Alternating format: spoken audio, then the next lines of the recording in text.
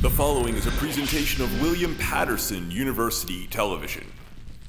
Welcome back to the desk. The NFL season starts in September, but it's never not a good time to be on the gridiron.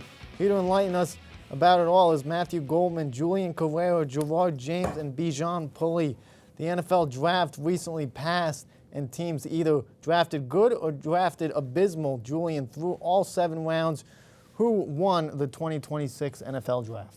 Well, it's undoubtedly the Carolina Panthers. One of the more underrated drafts, in my personal opinion. They got Monroe Freeling, a guy who was supposed to get taken 2 picks earlier. Lee Hunter reinforcing that interior defensive lineman. And then, finally, Chris Brazell, the steal of the draft. Wide receiver. Would have loved if my Giants were able to take him, but we're not a very competent organization.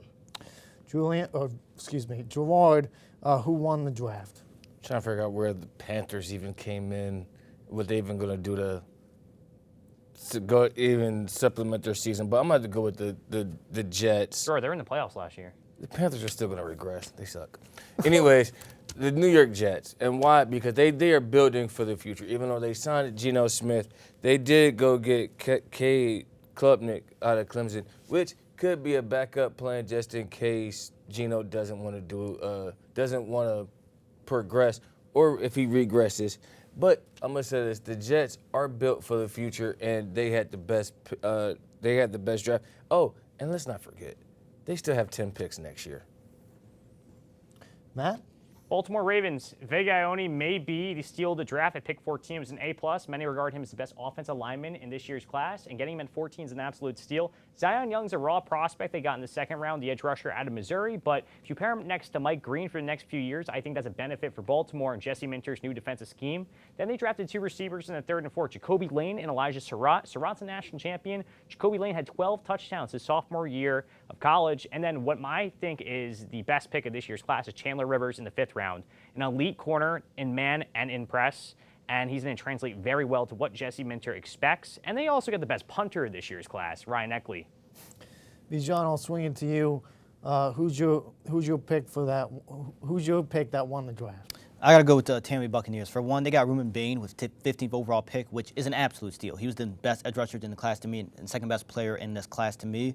I don't care he has short arms. Bain was dominating Power 5 competition as both a pass rusher and a run defender. Josiah tried in the second round was a really good pick. Awesome blitzer, which is important for Todd Bowles' defensive scheme. Still has room to grow coverage, but those issues will be mitigated because Bowles loves the blitz. And Ted Hurst in the 3rd round, good pick, has true vertical stretching ability, good instincts after catch, can make contested catches at a solid rate. Keontae Scott, great pick in the 4th round. Nickelback that loves the blitz, and we know Bowles loves the blitz, and he's good in the run. Yeah. I mean, Tampa Bay had a good draft, and I think that, arguably they won the draft. You guys want to say, Gerard? What are they going to do this year? Nothing. So is Carolina, and so is the Falcons. It's the Saints division this year. I actually agree with that. Yeah, I don't. We'll see. Saints. We'll see. We'll see. It's never too early to predict who will be selected first overall in the 2027 NFL draft, as next year's draft class is widely regarded as one of the best in history. Bijan, I'll go to you. Whose road to the glory will make them first overall? I mean, I got to go with the wide receiver from Ohio State, Jeremiah Smith. 87 receptions, 1,243 yards last year, 14.3 yards per catch, and 12 touchdowns. Jeremiah Smith is an absolute stud. And that season is not even as good as his true freshman season, where he had 1,115 receiving yards, averaging 82.2 receiving yards per game at 15 receiving touchdowns. He can win vertically, can win in the intermediate parts of the field, can win on contested catches, great after the catch as well. I mean, he's going to be a franchise changer from day one. Julian, who do you think will be number 1 overall in 2027? I think it's got to be Dante Moore. I mean, if we take a look at some of his stats here, we'll see that he has 3,565 passing yards, 71.8% completion percentage, 32 touchdowns on 10 interceptions. Incredible from Dante Moore. I mean, this guy was projected to go number 2 in this year's draft class before he decided not to declare. It doesn't say a lot because he was, this quarterback class is loaded with a bunch of burgers, but he's still very, very good. Much like Fernando Mendoza, he is a volume passer, and in honor of Bijan in his last time here on the desk, we got some advanced stats to break down how good of a volume passer is. This past season, Moore had 9.02 adjusted yards per attempt, 12 yards per completion, 412 attempts through 15 games, and 163.7 passer rating.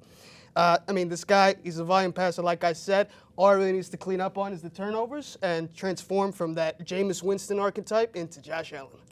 Can we get a single shot of Bijan? He loves it over there. He's loves it. freaking Loves out. it. He loves this. Yo, Adjust the completion percentage. You're speaking my language, bro. yo, I think you rubbed off on him a little bit. I hope I did. I hope that's why you hope you leave a legacy for the people coming up from behind you. Yeah, it's too much on Bijan- Pro Football Focus. Well, Bijan, you certainly left a legacy here on the desk, as we'll get to that a little bit later on in the programming. But Gerard, give us your 2027 pick. So Who will win it? Going through this list as we were making our picks, you guys had some great ones. But I'm gonna go with Julian saying the choir boy from Ohio State. And why is that? He had 3,610 passing yards. He had 77 completions, 32 touchdowns. But unlike Dante Moore, he only had 8 interceptions compared to his 10. Now, he's going to be that quiet sleeper that could actually creep up, and you never know could surpass Arch Manning, DJ Moore. And, of course, we got the wide receiver over here who I hope actually stays for another year to help. Jeremiah Smith's not staying for another Why year. wouldn't he? Jeremiah He's Smith. the best receiver prospect we've seen since Calvin Johnson. There's And he's no way. actually He's declaring. and here's the thing on that. He's He's been the declaring. best since his freshman year. Yeah, that's why he's going to He's declare. declaring. He's going to get NFL money. Not going to get that college NFL deal. Yeah, I'm about I to mean, say. the NIL money is He's going going to be higher. $15 million plus. Dude, right away. we're talking about a possible top 3 pick. He's going to get $50 million guaranteed. He He's may not be passing a that up. top 10 I wouldn't- receiver in NFL history when Hey, it's all hold said on, and time done. out. If you look Hold at his intangibles. Hold on now. I said that as a fan kid. All right, chill. Oh, but And there's a shot Julian stays next year too. There is a shot, He'll be first in 2028. but Yeah. Jeremiah Smith, if he even stays, he could. Even if he does come out, he'll be one of the top wide receivers to come out in the past. How long? History. 20 years, I would Past say. It's 20 been years, how long since the wide receivers even came out? What, in the first round? So I mean, wide receivers come out in the first round every year. Yeah, Yeah, but the not first the overall top. pick. Oh, first overall Is it pick? Keyshawn Johnson the last one? Probably. probably. So I mean, Yeah, probably. Yeah. I would love to see it. All right, with that being said, I'll go to you, Goldie. Who do you think will be the 2020? Yeah, Gerard kind of spoiled my pick. I'm not sure what for. It's going to be Arch Manning, the quarterback out of Texas. He has the prototypical build to be an NFL quarterback. He's 6'4", 222. At Texas, just over 3,100 passing yards, completion percentage just above 61%, 36 touchdowns. That includes 10 on the ground. He also had 7 interceptions. Arch Manning is experienced. He got the opportunity under a year behind Quinn Ewers, and every year in college, his pocket management has been lethal. He's got so much better in that regard, and there's a lot of teams that are looking for a quarterback. If he declared this year, I think no doubt Arch Manning's a top 5 pick. Not due to his production in college. I think the name alone gets him there, as his 2 uncles, Peyton and Eli Manning, are Super Bowl winning quarterbacks. But then again, the Jets may need a quarterback next year. The Cardinals may need a quarterback next year. Yeah. Steelers need a quarterback. We don't know what the heck's going on with Aaron Rodgers. Hey, he's coming back apparently. Yeah. Well, that's what they all say. Miami needs a quarterback. I don't believe Malik Willis whatsoever. And you guys may not like this. I think the Cleveland Browns need a quarterback. I mean, No, they do. no, they don't. The yes, Browns they do. not. Arch Manning's a way better quarterback Than Shador? Yes. Oh my God, is that even a question? Look, before you went on that wild tangent, I was going to say the list that we have right here could also be the Heisman finalist list. I would not be shocked. But the fact that you're saying the Browns, who drafted Arch Manning is another way better quarterback- than Shador Sanders in every way. Listen, The pocket as much presence as I love Manning has this, let's stop. is light years above would be- Shador Sanders. Shador Sanders looks lost in the pocket, Gerard, Well, that's because. Well, he looks mad. because you are absolutely You delivered it's a pretty blasphemy. outrageous take. That's one of the I- most I ridiculous would things take- I've heard anyone ever say. I would take Arch Shador Manning- over Arch Manning any day. What are you? Brother, are you what serious right now? talking about? Brother, are you serious right now? I would And you take- drop the pen like you think that's a lethal take. That's a No, lethal take in your but regard, I'm- my friend. for one- Brother, let's be I want you to Shador explain Sanders why. would take right, the Jeff. Browns a lot further than Arch Manning ever thought he would be able to. In your dreams, pal. All right, gentlemen, I got to move on here. The NFL MVP race consistently goes down to the wire year in and year out. That doesn't mean we can't predict it early. Matt, get it over with, please. We know who you're taking here. Yes, it's the Golden Boy, my king, my favorite athlete in the world, my favorite athlete of all time. It's Josh Allen, the quarterback of the Buffalo Bills. This offseason, the Bills gave Josh Allen 2 capable weapons. That's DJ Moore from the Chicago Bears, and they drafted Skylar Bell in the 4th round out of UConn. And outside that, there's a big change. Joe Brady in, Sean McDermott out. Joe Brady is an offensive-minded coach, and I think that's what Josh Allen needed to prove that he could win this award. That'd be his second of his career. And he hasn't slowed down. He has the best upside in the league when it comes to arm talent. He has the best vision in the league. He has the best rushing IQ in the league, in my personal opinion. A change was needed in Buffalo. They bring in Pete Carmichael, who was the OC for all of Drew Brees' years in New Orleans.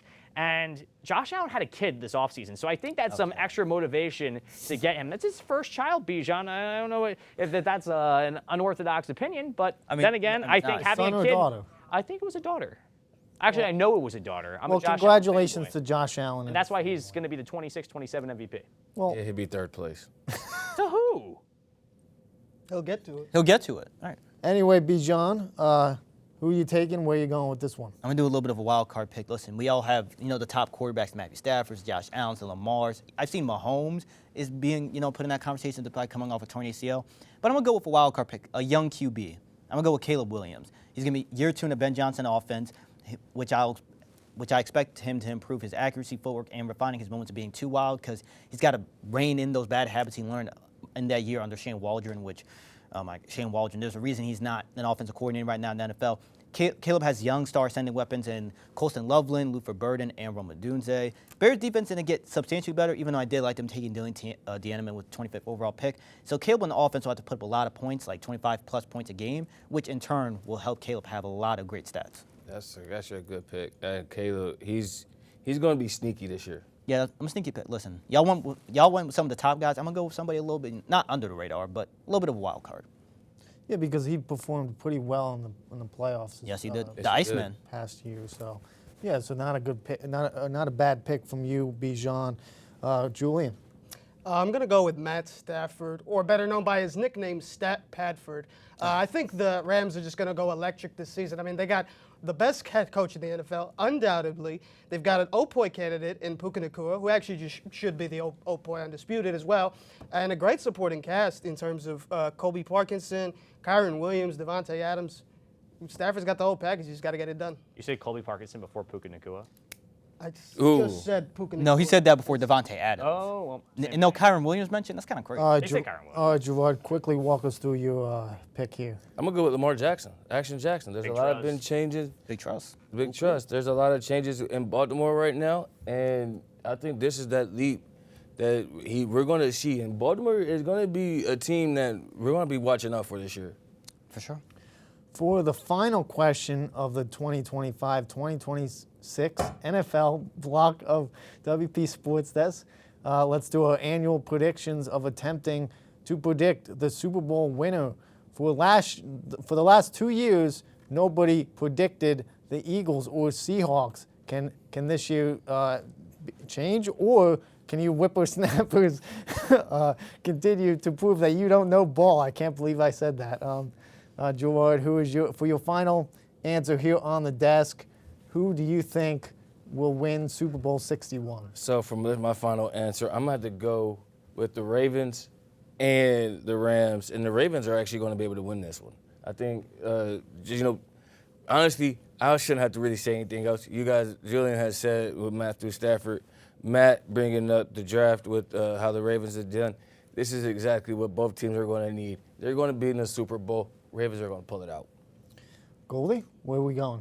Buffalo Bills, Seattle Seahawks, Bills I get their could have first Super figured. Bowl. All right. Yeah. Well, hold on. Let me explain this briefly. Seattle lost a lot of guys this offseason, but they replenished, and I think they got a lot of younger pieces, and I think the methodology in the NFC is to replenish and get better. And then the AFC, Buffalo lost some guys as well. Matt Milano, David Edwards, Tre'Davious White, but they got younger and more experience. And I have all the reasons in the world. I wrote this down, how every other team in the AFC is not going to get past Buffalo this year. So if you give me a team, and I'll give you an explanation. Bijan, where are we going? Well, What were you laughing at me? I mean, I'm going with the Ravens, but I'm not going with the Seahawks or the Rams. Give me the Eagles, man, and the Eagles winning the Super Bowl. Despite losing Linderbaum, Ravens still had a good offseason, as Matt pointed out with the draft, but they also hired Jesse Minter, best head coach candidate, signed Trey Hendrickson, and I'm high on the OC hire Declan Doyle. Eagles, they did lose Jeff Stoutland, but I really like Sean Mannion, drafted Mekhi Lemon, Eli Stowers, Trey Vivian, Kennard Hurts. He's going to have a bounce-back year and a great scheme, and these are 2 of the 5 best rosters in the league. filled with star talent. They made good additions, coaching staff, in free agency, and the draft. But I think the Eagles are the slightly better roster, and that's why I think gives them the edge. Julian, where are we going? Who's winning the Super Bowl 61? You know what they say. You could have Matt Stafford. You could have Sam Bradford. You could have Jalen. My back hurts. Rams in 5. Rams in 5 over the Baltimore Ravens. I've said it once. I'll say it again. This Rams team is something special. Like I said before, Stafford's got all the tools. You just got to get it done. You going into overtime? Overtime? No. Rams in 5. So Do you not get like the expression? You're too know. old. He's not familiar with the youngin' material. No. All right, I will make my prediction real quick. I'm going to say the Eagles and the Bills. Is that a bad pick? Who wins? Oh, Who wins? Bills. I thought he was tight. So you take the Knicks and the Bills. You and I are getting along to that. Good. Yeah, I mean, You peer pressured him, man. I guess I'm influenced here. But that will do it. That does it for our sports coverage for the 2025-2026 school year. We'll move it over to the senior send-off block as we take a moment to honor our very own next on WPTV.